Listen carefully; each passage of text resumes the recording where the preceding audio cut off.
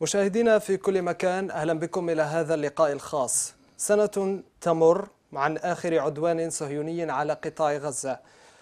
ظروف اليوم ليست هي ظروف الأمس، تغير في الخارج ومثله في الداخل الفلسطيني. ملفات عديدة تؤرق الطبقة السياسية الفلسطينية اليوم.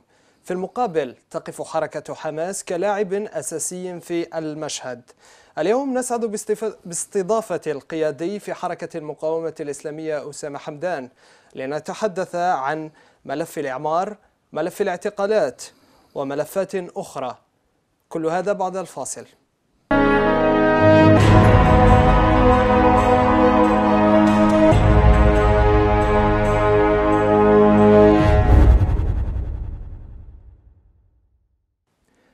إذن مشاهدينا، نرحب بالقيادي في حركة حماس السيد أسامة حمدان. مرحبا بكم سيدي. كنت معنا منذ سنة، اليوم ربما أسألك ما الذي تغير في قطاع غزة خلال هذه السنة؟ بسم الله الرحمن الرحيم. لا شك أن هناك جملة من التغييرات في قطاع غزة، أولها وأبرزها أننا بعد عام لا نزال نرى شاهدا واضحا على التحام المقاومة مع الشعب والتحام الشعب مع المقاومة. العدو الصهيوني راهن أنه إذا أجل الإعمار وإذا عطل الإعمار فإن هذا سينشئ أزمة بين الشعب الفلسطيني ومقاومته.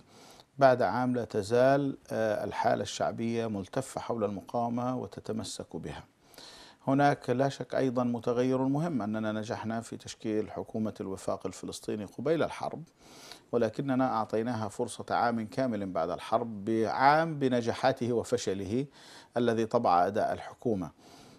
تغير شيء آخر مهم، أنه تشكلت قناعة لدى كل الدوائر الدولية أن الحصار على قطاع غزة لم يؤدي إلى انكسار المقاومة، لم يؤدي إلى انهيار الحالة الشعبية، وأنه آن الأوان لبحث بدائل جديدة انطلقت عبر مبادرات سياسية يقودها اليوم دبلوماسيون أوروبيون ويقودها شخصيات سياسية رسمية في أوروبا، ولعل من أبرزها الحراك الذي يقوده رئيس الوزراء البريطاني الأسبق توني بلير.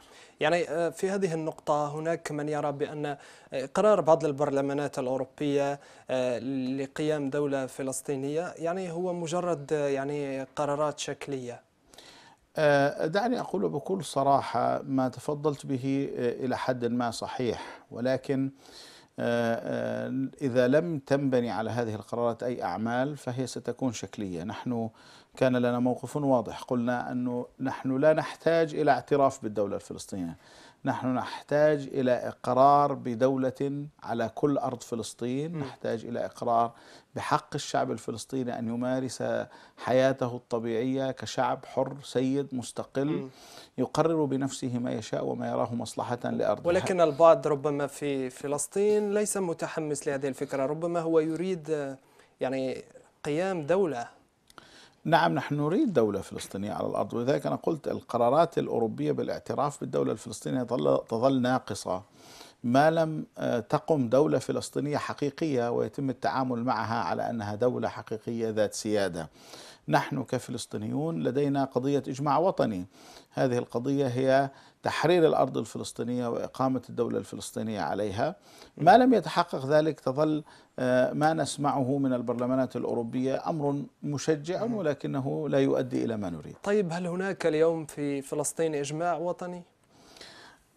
هناك إجماع وطني وهناك خصومة سياسية، بمعنى أنك إذا سألت أي مواطن فلسطيني أو أي مسؤول فلسطيني ما هي الأهداف الوطنية للشعب الفلسطيني، فلا يستطيع أن يقول إلا تحرير الأرض وعودة اللاجئين وإقامة الدولة المستقلة ذات السيادة وعاصمتها القدس.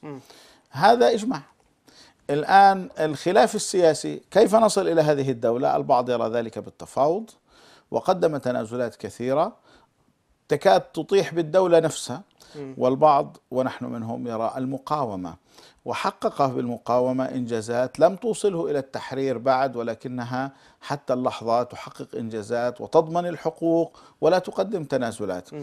إذا الإجماع الوطني متحقق على ضرورة التحرير أو على وجوب تحرير الأرض، والذين يقدمون برامج لا تحقق الإجماع الوطني هؤلاء لديهم إشكالية في برامجهم السياسية، ينبغي أن يعيدوا النظر فيها. طيب لو نفتح ملف إعمار غزة اليوم وبعد سنة، إلى أين وصل هذا الأمر؟ شوف، جرت محاولة دولية لتعطيل الإعمار، ووضع نظام للإعمار لا يحقق الإعمار. يعني حتى أن مدير عام وكالة الأونروا لإغاثة وتشغيل اللاجئين الفلسطينيين قال إنه هذا النظام إذا طبق فغزة تحتاج إلى أكثر من 27 عام للإعمار. نحن تحركنا ومعنا كل القوى الفلسطينية وأسقطنا هذا البرنامج. الآن بنسبة حوالي 30% من الالتزامات الدولية التي قدمت كوعود للإعمار جرى تقديمها، وهي بمجملها الوعود العربية. هذا حرك عملية الإعمار، ولكنه لم يتم هذه العملية على الوجه الأكمل، لأن هناك عوائق أخرى. هناك طيب حصار. لو نتحدث فقط عن البرنامج الأمثل الذي ترونه أنتم. نحن نعتقد أن البرنامج الأمثل يتمثل في نقطتين. أول شيء توفير الأموال للناس لتباشر هي عملية الإعمار بنفسها، ويمكن يمكن أن تتوفر المواد، يعني ليس بالضرورة الأموال النقدية، ولكن توفير مقومات الإعمار. والمسألة الثانية إنهاء الحصار. لماذا؟ ليس فقط لأن إنهاء الحصار يدخل المواد المطلوبة، إنهاء الحصار يؤدي إلى نشوء دورة اقتصادية. غزة قبل الحصار كانت تصدر بعض المنتجات وتستورد ما تحتاجه بما يعود عليها من التصدير، كان في دورة اقتصادية كاملة. الحصار ضرب هذه الدورة. نحن لا نريد أن يظل الشعب الفلسطيني شعبا محتاجا للمساعدة، نريد أن يكون الشعب الفلسطيني قادرا على تنمية واقعه في ظل احتلال. يعني نحن لا نتحدث عن تنمية كالتي تنشأ في الدول المستقلة، ولكنها تنمية تعني اقتصادا مقاوما يلبي حاجات المواطنين الفلسطينيين، يحول بينهم وبين العوز والحاجة للاحتلال ولغيره. هذه الدورة الاقتصادية لابد أن تتم من خلال إنهاء الحصار على قطاع غزة. طيب لو نتحدث عن الحكومة الفلسطينية اليوم، حكومة يعني الموجودة في فلسطين، يعني كيف تقيمون دورها في هذا الجانب، في جانب الإعمار؟ الحكومة تشكلت قبيل العدوان الإسرائيلي على قطاع غزة، وأنا أعتقد أن العدوان الإسرائيلي على قطاع غزة كان أحد أهم أهدافه إسقاط الحكومة، لأن الإسرائيليين راهنوا طويلا أن الانقسام سيستمر. تشكلت حكومة أسقطت رهان الإسرائيلي، فقرر الإسرائيلي أن يسقطها من خلال حرب. مع الأسف الحكومة لم تقم بواجبها كما يجب، لا في الحرب ولا بعد الحرب، والحكومة قصرت في الإعمار بشكل كبير. الضغوط التي مارستها فصائل المقاومة أدت إلى أن تعود الحكومة إلى القيام بجزء من دورها في الإعمار، ولكنني أعتقد أنه في تقييم شامل لأداء الحكومة في موضوع الإعمار هناك فشل كبير جدا من طرف الحكومة. هي تقدم تبريرات أن الأموال لم تتوفر وغير ذلك، ولكننا نعتقد أن الحكومة كان بإمكانها أن تقوم بكثير من الأمور التي لم تقم بها من إجراءات وربما تشريعات تسهل عملية الإعمار في قطاع غزة. طيب لو نفتح ملف المعيقات، يعني هل تعتقد بأن الحصار فقط هو، يعني الحصار المفروض على المعابر هو فقط الذي ساهم في تعطيل الإعمار؟ أنا أعتقد أنه هو السبب الأهم، لأنه الحصار يمنع دخول مواد البناء، يمنع دخول حاجات الإعمار، يمنع دخول ما نحتاجه لإعادة بناء ما دمره الاحتلال. الاحتلال لم يدمر فقط المباني، الاحتلال دمر البنية التحتية، شبكة تصريف المياه، شبكة المياه، دمر الكهرباء، شبكة الكهرباء. هذه كلها تحتاج إلى تجهيزاتها الخاصة ومعداتها التي لا تتعلق فقط بمواد البناء. إذن الاحتلال يمنع دخول هذه المواد بحجج واهية. إضافة إلى ذلك استمرار الحصار يعطل حتى دخول خبرات الدول المانحة، بعضها مستعد لإرسال خبرات وكفاءات تساعد في النهوض في عملية الإعمار.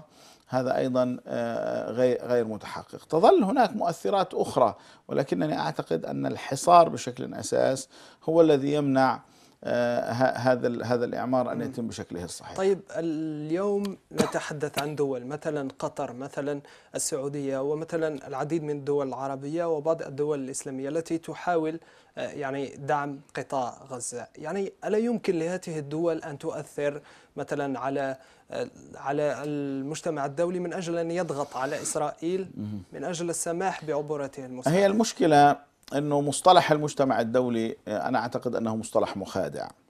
حقيقة لا يوجد مصطلح دولي، هناك إرادة أمريكية تفرض نفسها، وهذه الإرادة دائما تأتي متساوقة مع المزاج الصهيوني. الدول التي أشرت إليها بذلت هي وغيرها من الدول جهودا كبيرة لإقناع الولايات المتحدة بأهمية فتح المعابر وإطلاق عملية الإعمار في قطاع غزة، بل إن هذه الدول قدمت، هي حاولت أن تتجاوز العقبات الإسرائيلية وأن تقدم ما يدفع الإعمار إلى الأمام. وأنا أشرت في بداية حديثي إلى أنه مجمل ما قدم بالدرجة الأساسية كان من الدول العربية، الالتزامات العربية، بمعنى أن الموقف العربي بادر وتحرك بتوفير هذا الدعم وحرك هذا عملية الإعمار. لكن أنا أعتقد أن الإدارة الأمريكية مشكلتها أنها تتعامل مع قضية الإعمار من منظور أمني، يتحدث عن مصلحة إسرائيل، وإسرائيل تعتقد أن مصلحتها أن يظل الشعب الفلسطيني شعبا مضطهدا، شعبا عاجزا يعيش على حطام البيوت ولا يعيش داخل البيوت، وهذا تنسجم معه الإدارة الأمريكية. ولذلك نحن نقابل مسؤولين أوروبيين يؤكدون حرصهم على الإعمار ويؤكدون دعمهم للإعمار، ولكنهم أيضا يقولون أن مشكلة عرقلة الإعمار تتعلق بإسرائيل وبالولايات المتحدة. طيب هنا يمكن أن نقول بأن هناك سياسة ذات وجهين بالنسبة لتعامل الدول مع القضية. أشوف هذا ليس جديدا، هذا ليس جديدا، والولايات المتحدة الأمريكية أنا أعتقد أن سياستها مثل المكعب، ليست بوجه واحد وإنما بستة وجوه، وهي تختار الوجه الذي يناسبها. وقاعدة الاختيار هي المصالح الأمريكية، وإذا جئت لمنطقتنا العربية فقاعدة الاختيار هي المصالح الإسرائيلية ثم المصالح الأمريكية. عندما تتعامل الولايات المتحدة مثلا مع الديمقراطية في فلسطين، إذا لم تعجب بنتائج الديمقراطية الإسرائيليين فيصبح الأمريكيون ضد الديمقراطية. عندما تتعامل الولايات المتحدة مع حقوق الإنسان لا تعترف بحقوق الإنسان الفلسطيني لأن هذا يزعج حليفها الإسرائيلي. عندما تتعامل مع قضايا الدولة والكيانات السياسية هي تنسى ذلك في فلسطين لأن هذا يخالف السياسات الإسرائيلية الحليفة لها. وذلك أنا أعتقد هنا ينبغي أن تكون لنا وقفة واضحة، أن الإدارة الأمريكية عندما تطرح معايير حقوقية وقانونية هي عند المسألة الفلسطينية أو عند دعني أقول المصلحة الإسرائيلية تجدها تنسجم مع المصلحة الإسرائيلية خلافا لكل هذه الشعارات. وهذا من شأنه، لا أقول أنه ازدواجية في المعايير، هذا من شأنه الحقيقة أن يفقد الثقة بالولايات المتحدة. وأنا أعتقد على مستوى الشارع فقد الشارع العربي الثقة بالولايات المتحدة الأمريكية، وأظن أن بعض المسؤولين العرب بدأوا يفقدون هذه الثقة في أمريكا. طيب نبقى في الملف الإعمار، ولكن قلتم بأن بعض الدول العربية حاولت الضغط من أجل أن تعبر المساعدات إلى قطاع غزة. هل قدمت هذه الدول تنازلات؟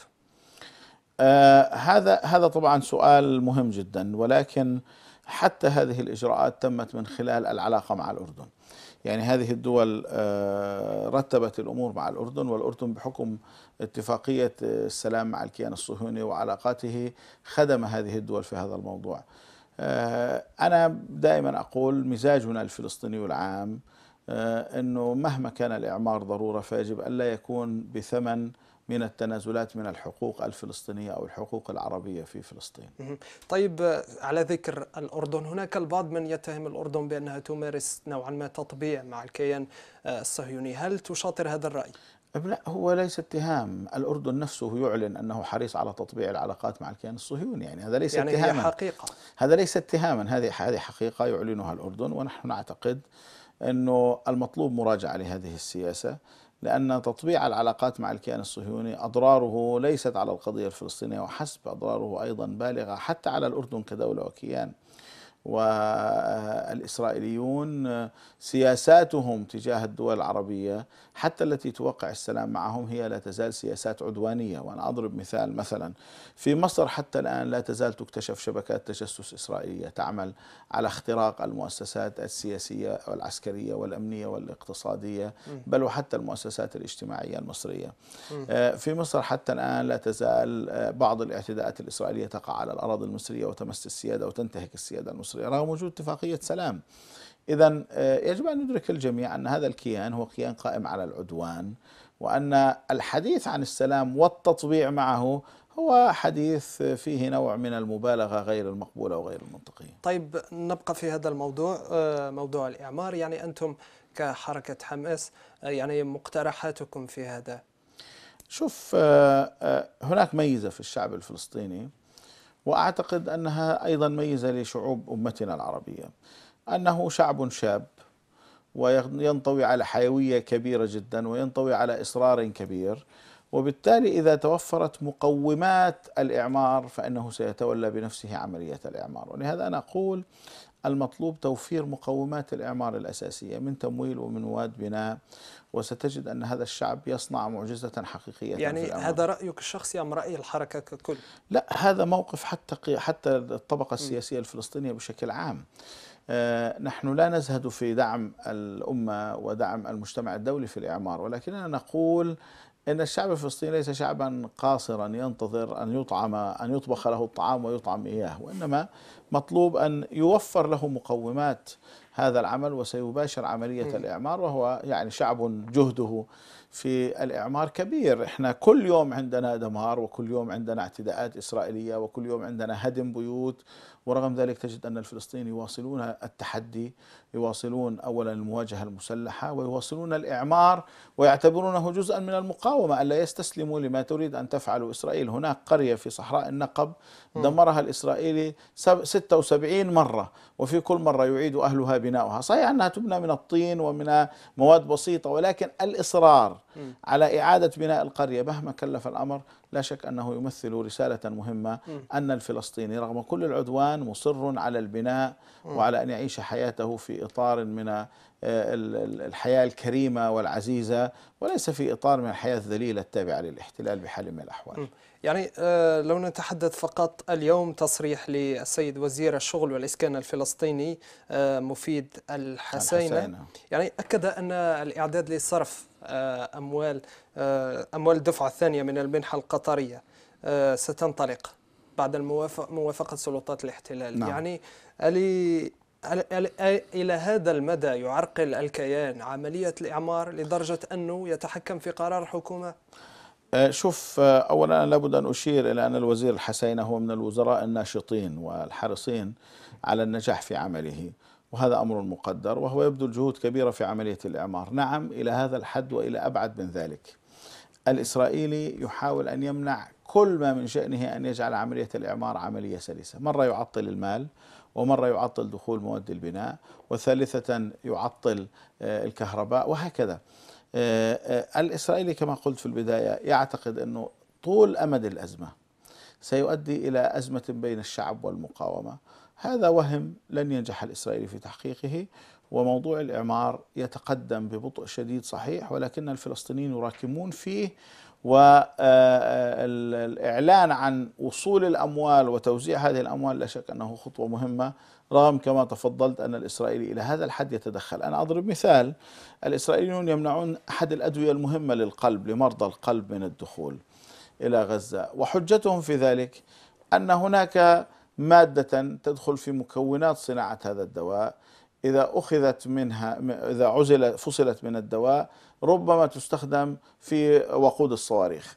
حتى تأخذ كمية مناسبة لوقود الصواريخ أنت تحتاج إلى 1,000,000 حبة من هذا، إلى وقود صاروخ صغير. من سيستخدم 1,000,000 حبة يمكن أن تكفي علاج كل مرضى القلب في غزة لمدة عام؟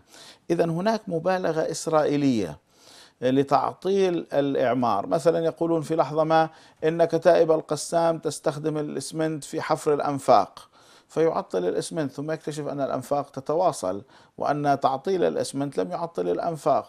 يكتشف الناس كذبه فيحاول أن يغطي على الكذب فيسمح بمرور الإسمنت وهكذا.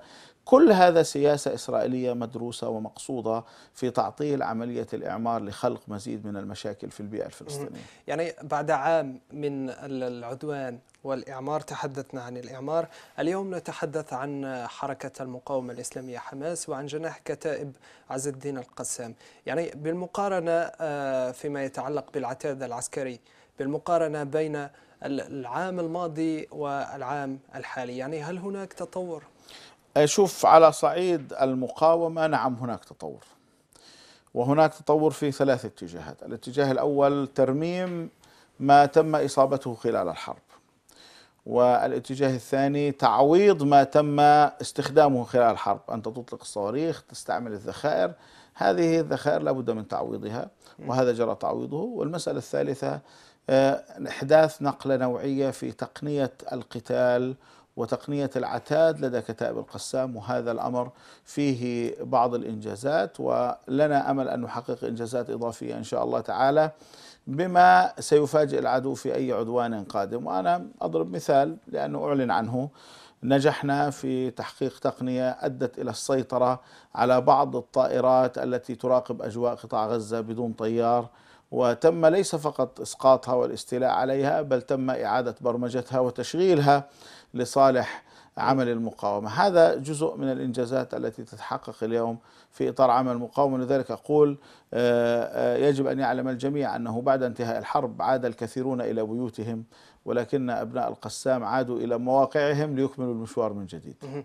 يعني نتحدث فقط عن الإنجازات العسكرية، يعني كيف يكون أثرها عادة على الرأي العام في الكيان الصهيوني؟ أشوف هناك آثار تتعلق بالرأي وهناك آثار حقيقية. يعني لأول مرة نتيجة استخدام صواريخ التي قصف فيها منطقة ما يسمى غلاف قطاع غزة، المستوطنات المحاذية لقطاع غزة، 500 ألف صهيوني جرى تهجيرهم لأول مرة في تاريخ الكيان الصهيوني. يعني يغادروا بيوتهم، لا يذهبوا إلى الملاجئ وإنما يذهبوا إلى مناطق أخرى، إلى مستوطنات أو مدن فلسطينية محتلة أخرى.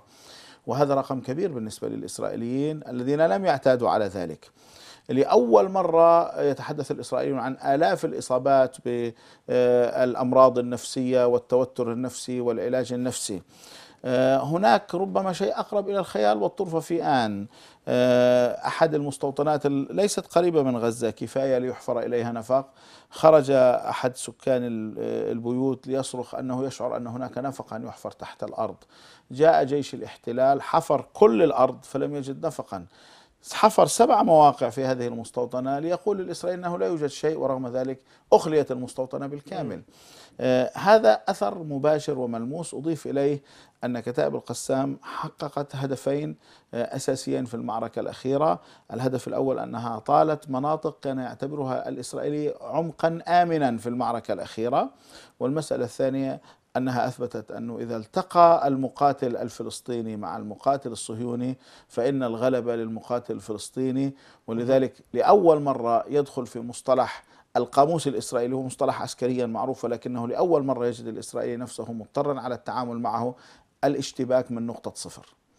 ولأول مرة الإسرائيليون يفشلون فشلا ذريعا. قبل يومين تكتشف كتائب القسام جثة جندي صهيوني تحت الركام في أحد المناطق الفلسطينية. حتى عند الإخلاء نتيجة الخوف والرعب والارتباك لم يستطع الجيش أن يتمم على جنوده، فقد هذا الجندي ومضى. فقط من أجل أن يفهم المشاهد، يعني القتال من نقطة صفر بمعنى الالتحام المباشر. يعني تصبح المسافة بين الجندي والمقاوم صفرا، يلتحمان بشكل مباشر، وربما يضطران للقتال بالسلاح الأبيض وليس بإطلاق النار. هذا في هذه المحطة القتال ثبت أن الجندي الإسرائيلي كفاءته متدنية جدا، والكفاءة المرتبطة بالشجاعة ليست بتقنية السلاح أعلى تقنية سلاح. التجهيزات التي يحملها جندي الاحتلال هي أفضل تجهيزات على المستوى الدولي، ولكن روح القتال والجرأة والشجاعة غير موجودة. وما حصل في عملية نحال عوز كان نموذجا واضحا. جندي الحراسة لم يطلق رصاصة واحدة وإنما ولى هاربا، لم يطلق رصاصات تحذير لزملائه من جنود الاحتلال، وإنما فوجئوا بدخول المقاومين إلى الموقع. هذا مؤشر مهم الحقيقة. وأنا أزيد من ذلك فأقول إن الجنود الشباب المقاوم الذين نفذوا هذه العملية هم أعمارهم بين 18 و20 عام، بمعنى أنه لا يمكن أن يتحدث أحد عن خبرات قتالية عظيمة متراكمة على مدى عشرات السنين لديهم، ولكنها الإرادة والحق الذي يحملون بعد التوكل على الله سبحانه وتعالى. شكرا جزيلا لك أستاذ أسامة حمدان. فقط نذهب إلى فاصل وبعدها نواصل الجزء الثاني.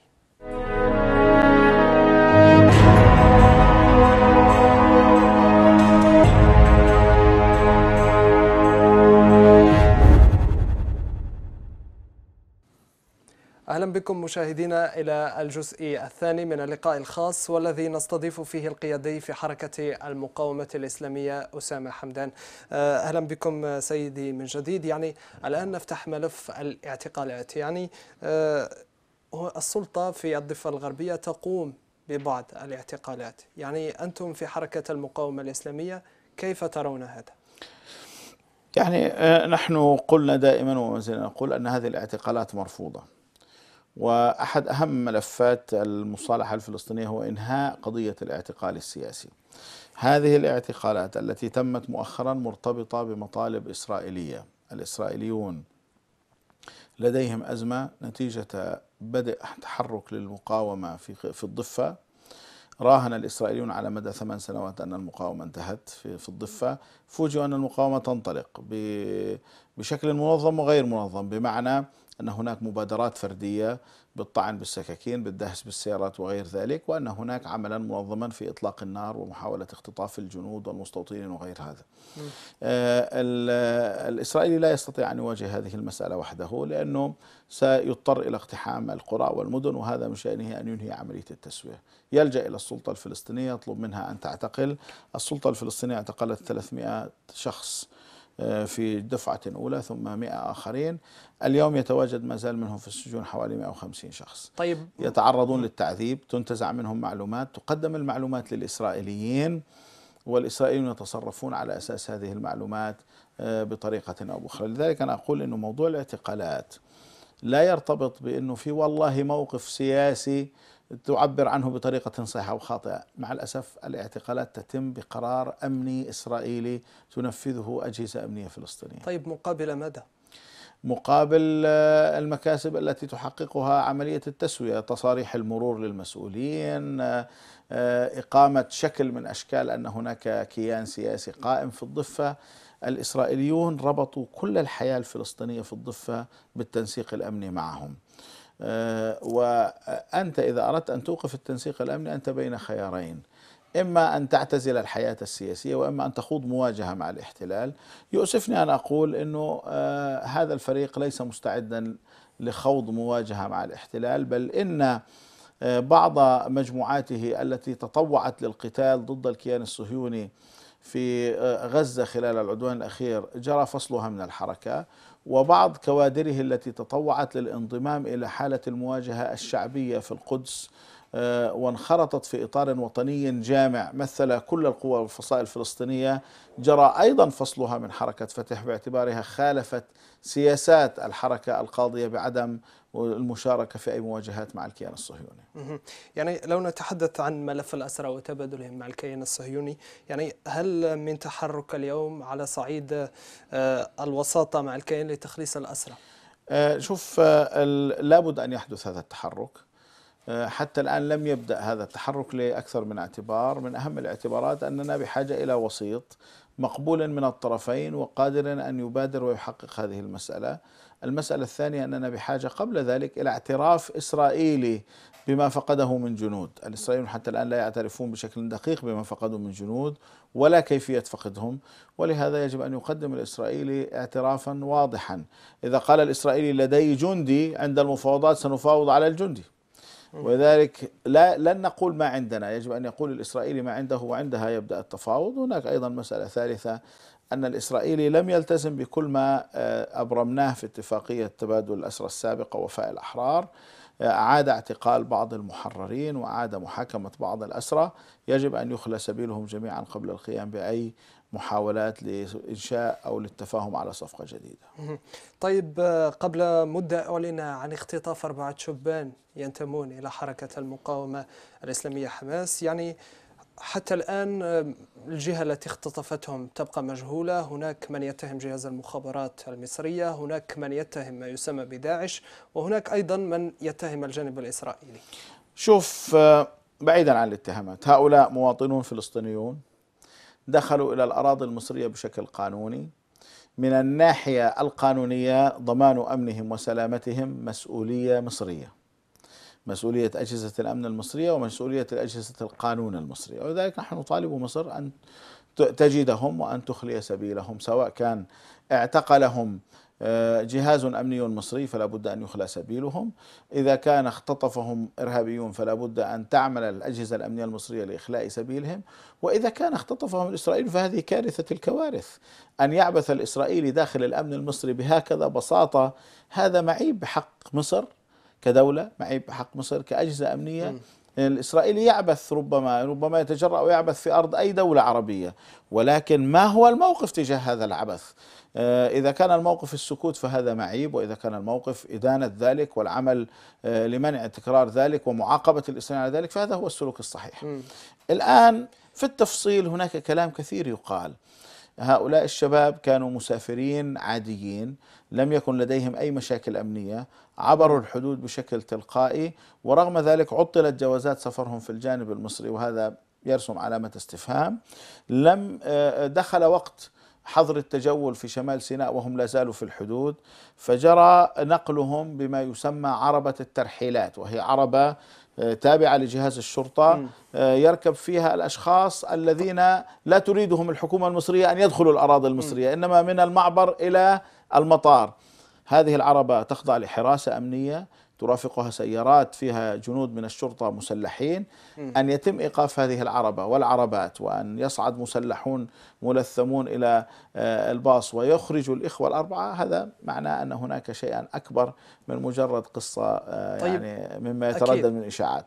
أكيد. فقط هناك وثيقة مسربة اليوم نشرها موقع الرسالة النت، يعني يقول بأنه كان هناك تنسيق بين جهاز المخابرات المصري من جهة والبريطاني والأمريكي إلى جانب الفلسطيني، يعني من أجل القبض على هؤلاء الشبان الأربعة والحصول على معلومات حول المنظومة العسكرية بالنسبة لكتائب عز الدين القسام. هذا وارد، أنا لا أستبعد ذلك، ولكن الوثيقة هاي تحتاج إلى فحص. هذه هي وثيقة موقعة من جهاز الأمن الفلسطيني. جهاز الأمن الفلسطيني جرى تسريبها إلى الإعلام الفلسطيني. أنا أقول هذه الوثيقة إن صحت فهي كارثة، وإذا لم تصح فعلى جهاز الأمن الفلسطيني أن يثبت ذلك، وأن يقول أنه ما زال يحمي ويرعى أمن الفلسطينيين. لا شك أن الإسرائيليين فوجئوا بقدرات المقاومة الفلسطينية في العدوان الأخير، فوجئوا أكثر بأنه ليس لديهم معلومات حقيقية حول المقاومة الفلسطينية، ما أدى إلى نجاح المقاومة الفلسطينية في تنفيذ عمليات نوعية. يعني الإسرائيليين يعرفون أن حماس لديها صواريخ، ولكن عندما تتحدث كتائب القسام وتحدد ساعة معينة لإطلاق الصواريخ وتنطلق الصواريخ في تلك الساعة وتصل إلى تل أبيب حسب وعد القسام، هذا معناه أن الإسرائيلي لا يعرف ما يجري على الأرض. منظومة العملاء جرت محاربتها بشكل كبير ونجحنا في تقويض هذه المنظومة، لذلك يلجأ الإسرائيلي الآن لمحاولة اختطاف بعض الفلسطينيين من أبناء القسام ليدلوا بما لديهم من معلومات. إذا كان هذا في إطار تعاون وتنسيق، التعاون مع العدو هو خيانة. هذا قانون الأمم والشعوب وليس قانون حركة حماس ولا قانون الشعب الفلسطيني. في ثورات الشعوب كلها كان التعامل مع العدو بمعنى تقديم معلومات للعدو عن المقاومة هو فعل من أفعال الخيانة الكبرى التي يعرف الجميع ما هي عقوبتها، ولذلك أنا آمل أن لا تكون الوثيقة صحيحة، وإذا كانت صحيحة فلا بد أن يعاقب من تورط فيها من الأجهزة الأمنية الفلسطينية. طيب، نغلق هذا الملف، نفتح ملف آخر وهو ملف الضفة الغربية. يعني هل يمكن أن تصل المقاومة الموجودة في الضفة الغربية لمستوى المقاومة في غزة؟ ممكن أكثر من ذلك. هذا شعب واحد، إرادته واحدة. وأنا أذكر الناس أنه في عام 2003 نفذت المقاومة الفلسطينية في الضفة الغربية أكثر من 50 عملية استشهادية، مختلف الفصائل، حماس والجهاد وحركة فتح وغيرها. وهذه العمليات هزت الكيان الصهيوني حتى بدأ كثير من المستوطنين يفرون من مستوطناتهم. حصلت لأول مرة في تاريخ الكيان الصهيوني حركة هجرة مضادة، بمعنى مغادرة الأراضي الفلسطينية المحتلة. هؤلاء الناس الإرادة لا تزال كما هي، ولا زالوا هم وأبناؤهم وأباؤهم كما هم، ولائهم للوطن وانتمائهم للوطن وحرصهم على أن يقاوموا الاحتلال ما زال موجودا. الإجراءات الأمنية تعرقلهم، هذه مسألة وقت. ولذلك أنا أعتقد أن المقاومة في الضفة الغربية يمكن أن تصل إلى ما هو موجود في غزة، وربما تتفوق عليه. طيب نتحدث فقط عن السبل المتاحة بالنسبة للفلسطيني كي يواجه العصابات الصهيونية التي تحمل السلاح. شوف، هناك سبل كثيرة، لكن أهم شيء القاعدة. إذا اقتنع الفلسطينيون أنهم يستطيعون مقاومة الاحتلال، وفي الفكر الكبير والمسلك الكبير، ولا بد أيضا أن لا نسمح بتشكل هذه الحالة. بعض الأطراف ربما ترى في السماح بتشكل هذه الحالة مبررا لإعلان الحرب على الإرهاب، فتفاجأ بأن مثل هذه الحالة كالسرطان لا يمكن مقاومته بسهولة. أنا أعتقد يجب أن يكون الموقف هو عدم السماح لهذه الحالة بالتمدد بين أبناء شعبنا وأمتنا. يعني فقط هناك حديث عن لقاءات تجرى بين مسؤولين فلسطينيين ومسؤولين صهاينة في القاهرة، يقولون بأنها مقدمة لعودة الحديث عن ملف المفاوضات بين الطرفين.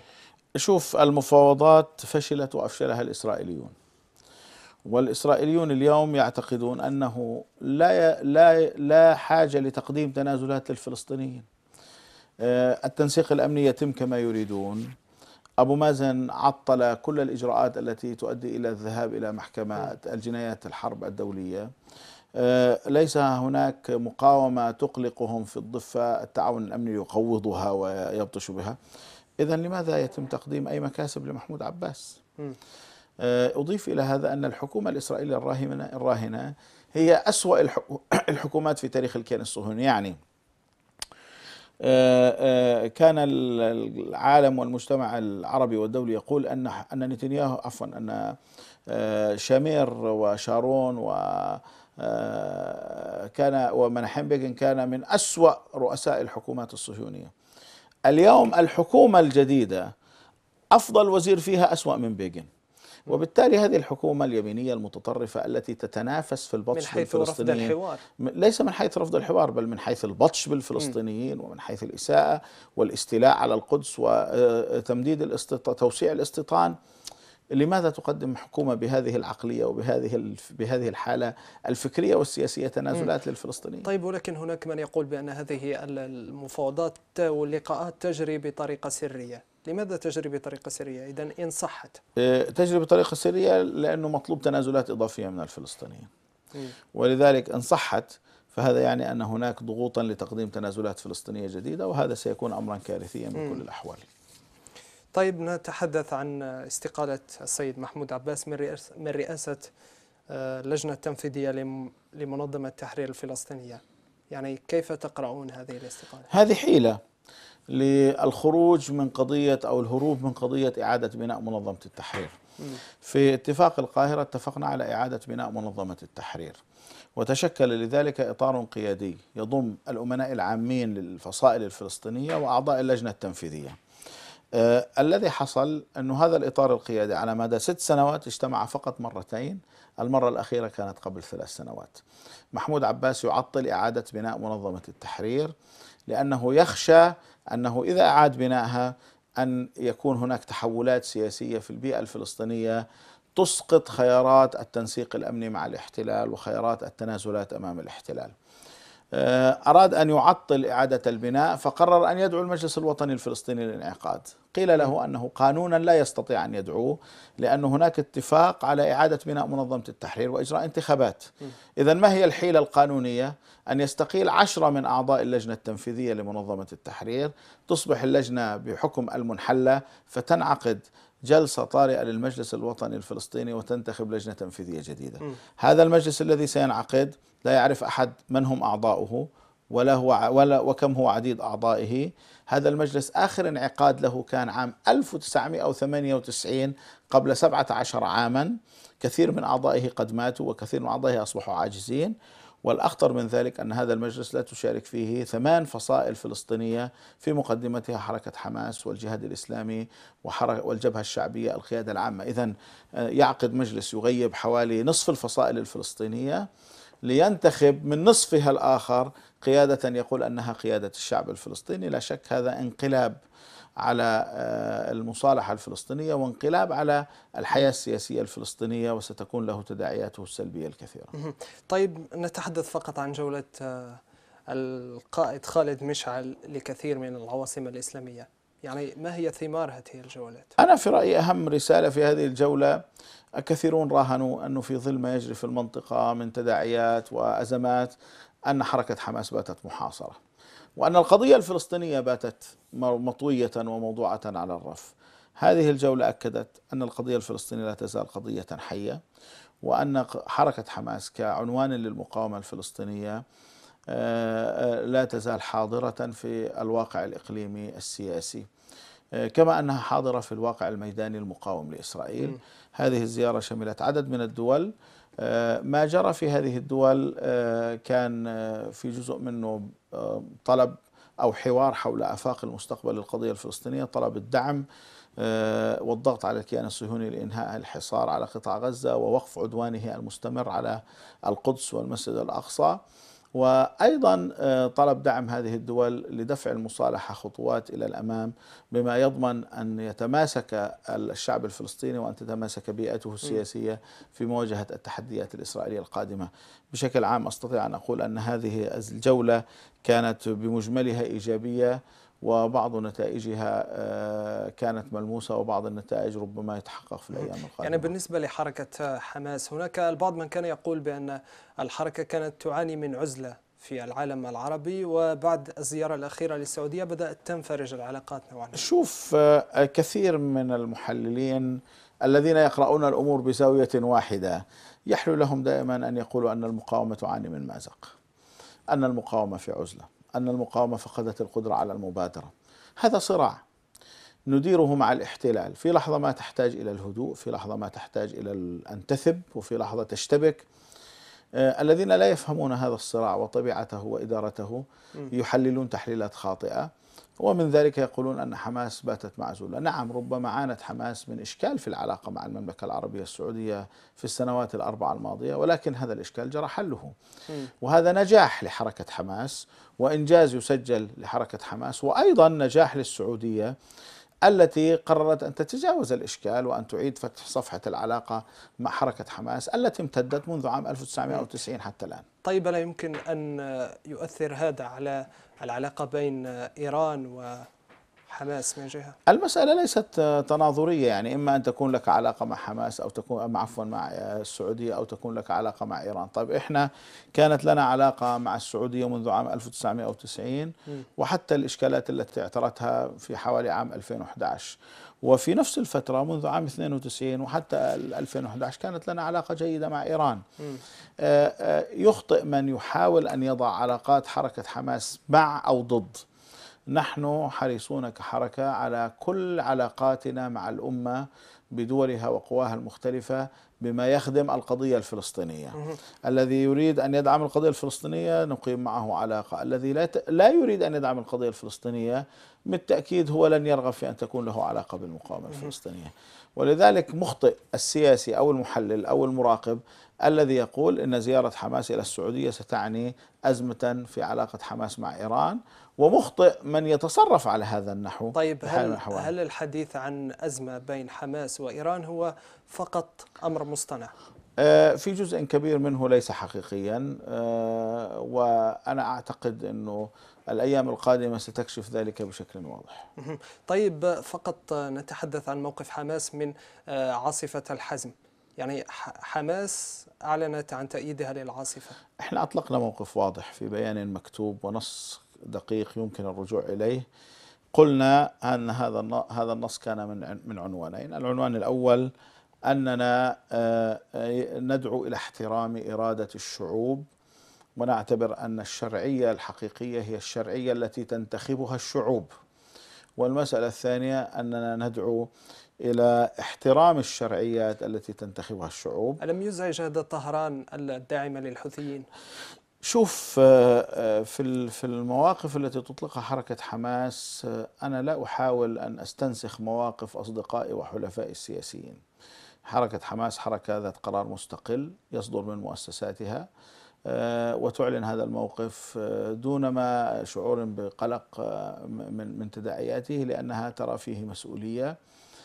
حركة حماس في علاقاتها الجيدة مع الدول أيضا لا يدفعها ذلك إلى أن تقبل بما تظن أنه خاطئ، بل هي تراجع هذه الدول وتعبر عن رأيها وعن موقفها بكل صراحة وبكل شجاعة أدبية. لا نستخدم في حركة حماس أسلوب التشهير والتجريح حتى وإن أسيء إلينا، ولذلك بعض التعليقات تجاوزنا عنها ولم نعلق عليها. أستاذ، كآخر كلمة، يعني مستقبل القطاع الآن ومستقبل فلسطين ككل. شوف، أنا أعتقد أنه مستقبل القضية الفلسطينية خلال بضع سنوات سنشهد تحولات كبيرة في الواقع الفلسطيني، تحولات تتعلق بالمستوى القيادي الفلسطيني، وتحولات تتعلق بالمشروع الوطني الذي سيتحول من مشروع يفاوض الاحتلال إلى مشروع كامل وطنيا يقاوم الاحتلال. وأعتقد أننا في مدة لا تتجاوز عقدين من الزمن سنكون قد أنجزنا مرحلة مهمة من مشروع التحرير. وهذا يعني أن الحصار ستكون ظروفه تغيرت وما إلى ذلك. ولكنني أيضا هنا يجب أن لا أقلل من مسألة مهمة، أن هذا الإنجاز لن يتحقق بإرادة حماس أو بإرادة الفلسطينيين وحدهم، وإنما هذا الإنجاز سيكون مرتبطا بإرادة الأمة التي أرى أنها رغم كل المعاناة أمة تحاول أن تنهض من جديد، أمة تحاول أن تتخلص من أزماتها، وأظن أنها ستنجح في ذلك، لأنه تاريخنا الطويل أثبت هذا. ونحن اليوم في الجزائر وقعت تحت استعمار فرنسي استيطاني قرن وثلث القرن، ورغم ذلك إرادة الشعب الجزائري نجحت في طرد الاحتلال. لم تنجح أول محاولة للمقاومة ولا ثاني محاولة، لكننا في محطة زمنية معينة نجحت المقاومة في طرد الاحتلال الفرنسي، وانسحب الفرنسيون من الجزائر، وعادت الجزائر عربية إسلامية رغم أنه كان المطلوب أن تصبح الجنوب الفرنسي. هذه تجربة تقول لنا أنه في بيئتنا في فلسطين وغير فلسطين لا يمكن لاحتلال أن يدوم. أنا لم أستدعي التاريخ كله، أنا استدعيت نموذج من التاريخ المعاصر أكيد، كرسالة وإشارة عاشها إخواننا في الجزائر وعشناها معهم في مطلع التحرير، وألهمت الثورة الفلسطينية المعاصرة ولا تزال. طبعا، وأكيد يبقى شعبان يتقاسمان نفس المعاناة مع الاحتلال أكيد. شوف، بكل تأكيد، وأنا أعتقد أنه الأمة بنسيجها كاملا ظلت فلسطين بالنسبة لها قضيتها الأساس وقضيتها المركزية، وأنا أظن أن هذا رغم كل محاولات إسرائيل وحلفائها من إلغائه لم يتمكنوا، وهذا بحد ذاته إنجاز وانتصار. شكرا جزيلا لك دكتور أسامة حمدان أو أستاذ أسامة حمدان معذرة. إذن إلى هنا مشاهدينا نصل إلى ختام هذا العدد من لقاء خاص، نلقاكم في أعداد جديدة والسلام عليكم.